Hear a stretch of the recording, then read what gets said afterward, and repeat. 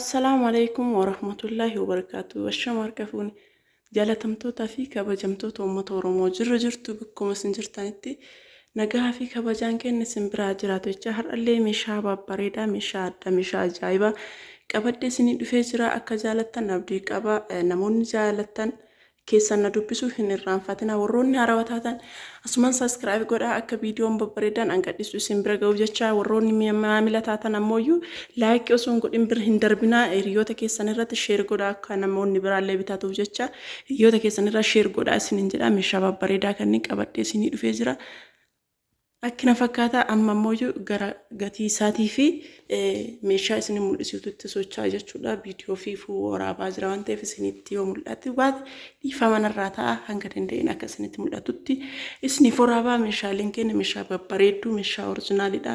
Namoonni eessa jiraattaa jettanii irra deebitanii na gaafattaniif hanga jiraadhu shaashamannedha. Garuu naannawa isin barbaadanii fi boota isin barbaadan isiniif keessa jechuudha. waan naannawaa shashamanii kana ta'e guutuu isaa isiniif keessa lakkoofsi bilbilaa kiyya duwwaa 972 duwwaa 2519 irratti telegiraamiilleen waatsaappii imoo kanaan argachuu dandeettan jechuudha. Daraktiileen kanuma isa kanaan argachuu dandeettanii amma immoo gara meeshaatti isin siisa. Isa jalqabaa maashina shunkurtii kana jechuudha. Maashina shunkurtii kun darajaa baay'ee qaba. Isinitti himee jira kanaan durallee darajaa baay'eetu jira jechuudha. Akkasuma gatiin isaallee wal caala. Inni kun orijinaalidha jechuudha. Kan of keessaa qabu jechuudha. Akka kanarra godhamaa beektanii inni kun baay'ee tokko orijinaalii ka ta'e jechuudha. Maashina shunkurtii kun baay'ee orijinaalidha. Inni kun hin argamu yeroo baay'ee hin dhabamaayyuu jechuudha. Yeroo tokko nam tokko fida malee yeroo baay'ee hin argamu. Maashina shunkurtii kun baay'ee nama sochisiisaa hin argamu jechuudha. Dafee albeen isaa immoo albee 5 jechuudha. Akkuma isin argaa jirtan kana kuni ka keessaa baafatanii kuni ammoo ka argitanii kun ka keessaa baasanii jechuudha. Akkana fakkaata maashaallah baay'ee bareedaadha ofii. Inni kun ammoo shunkurtii kan ittiin adda baastanii akkana fakkaata. Inni kun baay'ee hin argamu yeroo baay'ee nama cinqa jechuudha. Argamiinsa irratti dafee hin argamu inni kun jechuudha. Asirra godhama kinoon asirra godhama jechuudha. Kanarra godhame kanaaf kun akka waliin tuqnetti isarra godhama jechuudha. As kunillee kinu laastikii qaba akkuma isin argartan kana kunillee laastikii mataa isaa qaba jechuudha. Baay'ee hin argamu maashinni kun baay'ee nama sochisiisa. Deebi'aa ammoo kan yeroo maabraatillee yeroo maabraatiin jirtu maabraatiin daaku yeroo maabraatiin hin jirre harkaan daakanillee hin jira. Garuuyyuu orijinaalinatiin isaa akkanaa miti. Gatiin isaallee akkanaa miti jechuudha. Inni sun birrii 2000 kan bakka argaman sin jedhe sun 2000 kun 2500 jechuudha. Baay'ee argamu aggaxaamii argama malee yeroo baay'ee namni hin fidu jechaadha. Akkana fakkaata kan ittiin daakan isaa kinoo kana 3 isaati jechuudha. Kaartoonii isaa isin mul'isa. Kinooti kaartooniin isaa.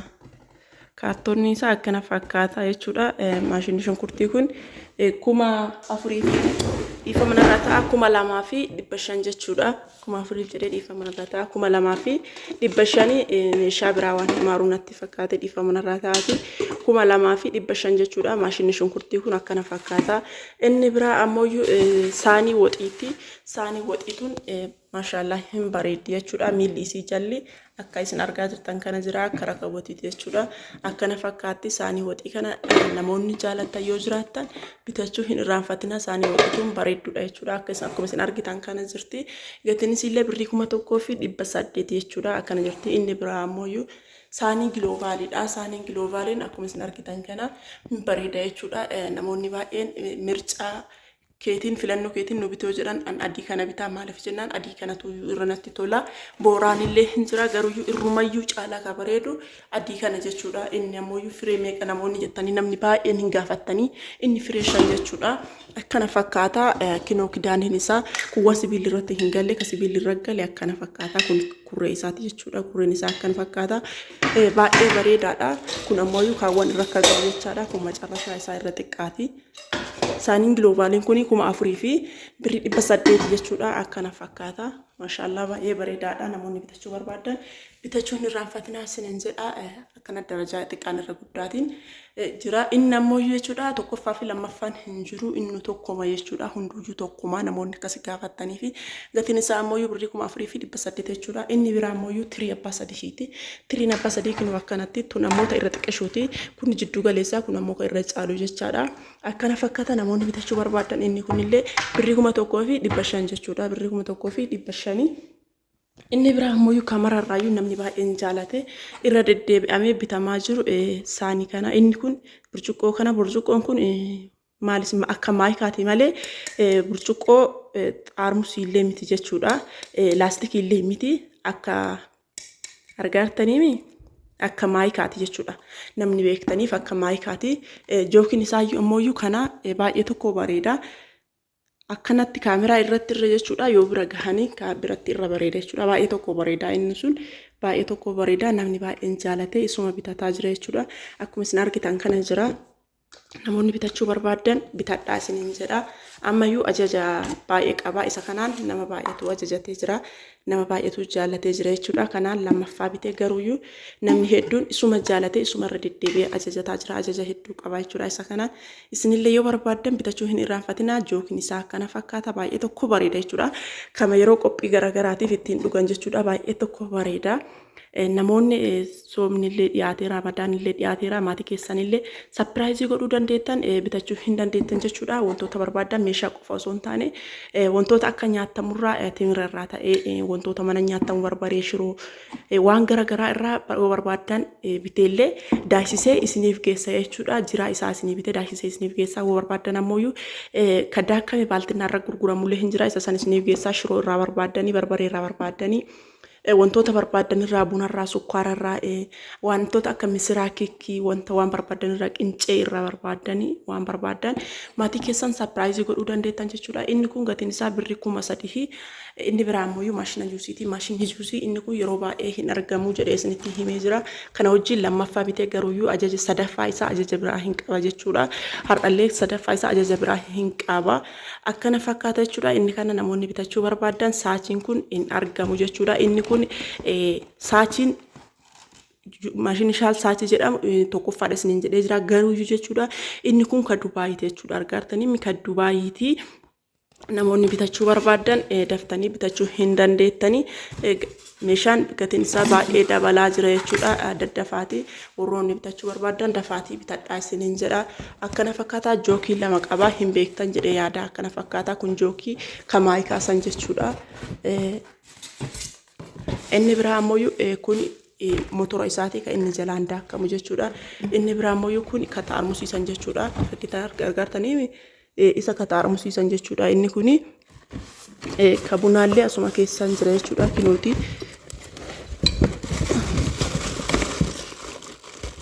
Asuma keessan jira jechuudha. Kana keessa jira kinooti. Kan bunaallee asuma keessa jira. Kinooti isa kana jechuudha. Kabuna kana buna barbaadanii qimamii barbaadanii wantoota barbaadan itti daakachuu dandeettan jechuudha. Kidaaniin isaa kinooti. Argitanii laastikii isaatti irratti gala.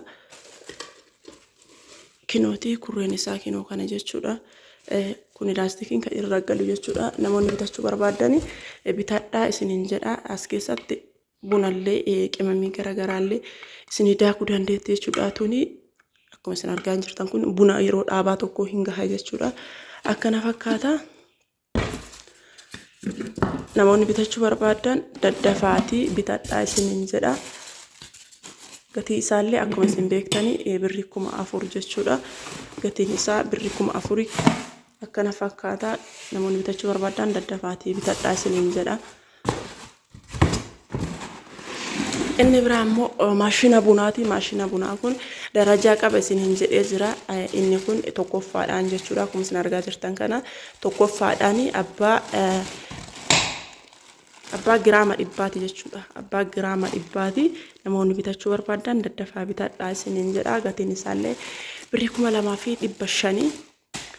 Dhiyoo kana akka malee dabalaa jiraayyuu birrii 2,500 an dambanyaa irraa meeshaa qaragalchee waan ta'eef akkasii bitee malee naannoo birrii 200 moo akkamii dabalee jira jechuudha. Maashinni bunaa kuni akkana fakkaataa. Inni biraa ammoo masoobiidha. Masoobii kana namni jaalate ajajate jechuudha. Ammallee ajaja biraa hin qaba masoobii kana. Masoobiin kun masoobii baay'ee bareedaati. Daantelii itti hin goone maaliif sirriitti haalaaltan jedhee daantelii itti godhee hin jiru. Akkana fakkaatte jechuudha. Masoobii kana akkuma isin argitan kana kalaallamu battala isaa jala isaa kana kinoo isa kana jechuudha. Isa kanaa fi gubbaa isaa irra kana kinoo boota kana jechuudha. Inni kun yoo gaccise masoobiin hin bareedu. Masoobiin kun qajeelee akka itti bareedu argaa jirtanii baay'ee tokko bareeda jechuudha.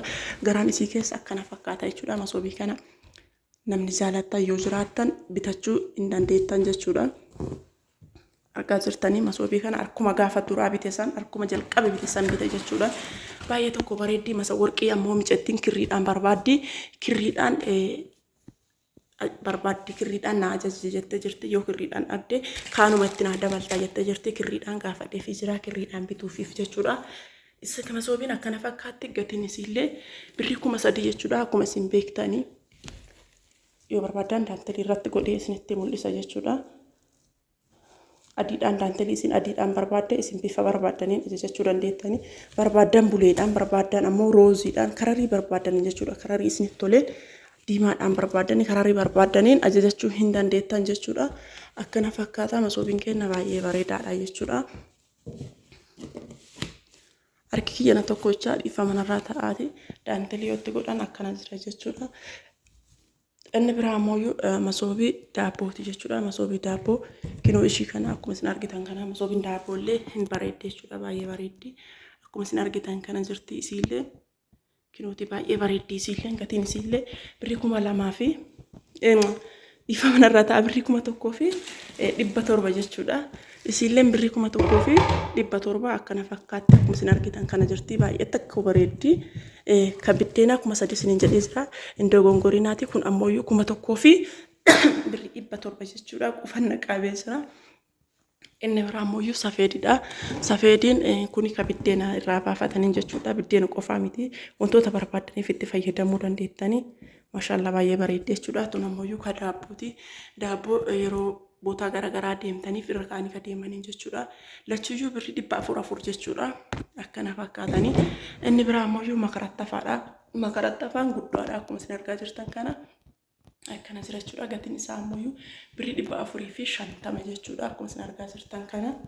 Inni biraa ammoo kabishaan ho'isu kuni darajaa baay'ee qaba. Akkuma isin beektanii xixiqqaan sunniin gatiin isaa hin qannasaa. Namoonni isa bitachuu barbaadaniif isa bitachuu hin dandeettanii.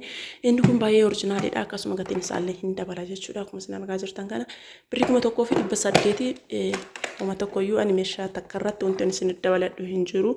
Gatii karaa isinii biteen isinitti hima malee boota dambanyaa irraa fuudhuun isinitti hima. Akkana fakkaata. Kabishaan ho'isu kanallee isa kanaan bitachuu hin dandeettanii namoonni bitachuu barbaadanii. Na biratti baay'ee jaalatamaadha. Beekamaadha. Hin beektanii yeroo baay'ee viidiyoo kiyya irratti isa kana jaalata jechuudha namni. Akkana fakkaata. Innillee birrii 1,000 fi 800 isiniin jedhee jira. Inni biraa ammoo feermuuzii warqaamaadha. Feermuuzii warqaamaa kanallee na biratti baay'ee jaalatamaadha. Hin beektanii adaadumaan akkuma meeshaan jijjiiramu meeshaa babbareedaa jijjiiraa isinii fida jechuudha. Akkana fakkaata. Inni kun maal jedhama? Diimaa bifa bunni of keessaa qabu hin jiraame isa san jechuudha. Diimaa natsaasanii miti. Kararii baay'ee tokko bareeduu fi baay'ee tokko namatti tolu jechuudha. Firee isaa lamaa isaatti walirra gurgurama hin beektanii. Firee lamaa isaati garagara siqsee jira malee baay'ee tokko bareeda jechuudha. Karariin isaa kuni namatti tola. Gubbaan isaa warqaamaadha. Garri gadaan ammoo diimaa bunniidha. Baay'ee tokko bareeda jechuudha. Gatiin isaa lamaan isaa birrii 5,000 dura 5,500 ture 500 bu'ee jira 5,000 jechuudha. Gatiin isaa akkuma isin argitan kana jira. Inni biraa ammoo rakabootii sufraa diimlaayitiiti. Sufraan diimlaayitii kun akkuma isin argitan kana sufraa baay'ee bareedaati. Akkuma isin argitan kana akkana jira jechuudha. Diimlaayitiidhaan kan hojjetame yoo barbaadan kan caafin isaa diimlaayitii ta'e kan caafin isaa shubboollee hin jira jechuudha. Caafin isaa akka isin dheeratuuf sirriitti akka bal'atee isin dheeratuuf yoo barbaadani caafin isaa kun shubboo kan qabu hin jira. Isaan isin bitaa namoonni barbaadaniif jechuudha. Gatiin isaa birrii 2,000 akkuma isin beektanii baay'ee tokko bareedaa akkana fakkaata. Inni biraa ammoo rakabootii baay'ee nu biratti jaalatamaa akka ta'e jechuudha. Akkuma isin argaa jirtan kana rakabotiin kun baay'ee bareeda. Diimlaayitiin asirraa ifu as keessatti waan ifu fakkaata argaa jirtanii waan as keessa ifu fakkaata jechuudha. Garuu as keessa diimlaayitiin hin jiru. Maaliif waan rakabooti diimlaayitiin sufraa irra jiruuf as keessatti illee kinoo akka waan ifaa jiru fakkaata malee as keessatti hin ifu jechuudha. Waan inni bilillee ta'ee fi rakabotiin kun baay'ee tokko bareeda jechuudha. Argitanii kanaan illee walirratti maachiidha. Wanti inni qabu kana hin qaba jechuudha. Inni biraa ammoo Mandajaa hin qaba. Sibiilli isaa garaa keessaa kun meeshaa keessatti meeshaa as biraa keessatti hafee safuudhuuf jecha ol hin ka'u hin beektanii. Mandajaa kana of biraa qaba. Eegaa inni irra taa'u kana hin qaba jechuudha. Rakabootiin kuni gatiin isaa birrii 3,300 akkana fakkaata. Yoo jaallattan isallee ajajachuuf hin irraanfatinaa isiniin jedha. Asumaan ammoo inni biraa ammoo baatiraa daabbooti. Baatiraa daabboo kun ikoosaniin beekamaadha jechuudha. Na biratti baay'ee beekamaadha. Ikoosanii malee hin bitu. Ikoosaniin baay'ee beekamaadha. Baay'ee oriijinaalii bareedaa kan ta'e jechuudha. Ikoosaniidha. Ana biratti jechuudha. Ikoosanii ma bita jechuudha. Nama kamiifiyyuu kan biraa hin bitu. Namoonni ammoo kan biraa bitachuu barbaadan gateef jettanii amansiisee waan jirutti himee bitaaf jechuudha. Maaliif namni meeshaa oriijinaalii barbaada waan ta'eef namni kamiyyuu waan meeshaa oriijinaalii barbaaduuf jecha hin bitatu waan ta'eef jechuudha. Akkana fakkaataa harkina tokkochaa keessa ol baasuu irratti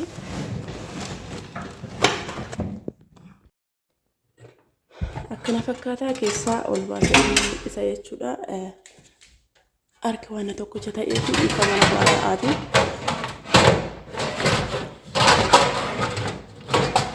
Kinooti argaa jirtanii kan keessaa kunillee akkuma isin beektan ikoosanii jedha jechuudha. Kinooti argaa jirtanii baatiraa 3 qaba. Sadinuu ikoosanii jedha jechuudha. Kinoo argaa jirtanii ikoosanii jedha. Sadaffaalleen kinoo kana asiin ikoosanii jedha. Baay'ee oriijinaalii kan ta'e jechuudha. Argaa jirtanii kun argaa jirtan kana kun ammoo kan jalaa beektanii. Akkana fakkaataa gatiin isaa birrii 13,000 jechuudha. Baay'ee bareedaadha ikoosanii jechuudha. Bitattan taanaan eenyullee taanaan ikoosanii malee hin bitatinaa isiniin jedha. Ikoosanii bitadha. Namuma kamiyyuu taatanii kan biraa hin bitatinaa ikoosanii malee ikoosanii baatiraa baay'ee bareeda baay'ee oriijinaalii waan ta'eef ikoosanii malee hin bitatinaa isiniin jedha. Maashaallah meeshaan kennarraa akkana fakkaataa namoonni bitachuu barbaadan lakkoofsi bilbilaa kee irra deebi'ee isinii kenna. Duwwaa 972 duwwaa 25 irratti argachuu dandeettanii naannawaa kamiyyuu barbaadan jechuudha. Naannawaa isiniin jedhu bootaa kamiyyuu biyya kamiyyuu yoo barbaadan biyya fagoo waan hin ta'initti biyya fagoo ilmoon shamaraa baay'ee deemuun irraa hin ulfaata maatiin nan dhiisanii fakkeenyaaf biyya akka Harargee maalii jedhanii biyya fagoo jechuudha. Hoolota jedhanii gara Addis Ababaa achi bootaa akkanaa kana namoonni nageessi jettan geessuu hin danda'u maatiin nan dhiisu waan ta'eef garuu jechuudha. Naannawaa Oromiyaa keessaa kanneen guutuu isiniif keessa jechuudha. Naannawaa Oromiyaa waan ta'e guutuu isaa isiniif keessaa bitachuu yoo barbaadan bitadhaa isiniin jedha. Telegiraamillee, iimoollee, waasaapillee hundumtuyyuu banaadha jechuudha. Yeroo barbaadanitti na argachuu dandeettanii yeroo hundaayyuu ani banaadha jechuudha. Onlaayiniin kee guutuu banaadha isiniif daawwaltan taanaan na argachuu dandeettanii akkana fakkaataa nagaatti jabaadha.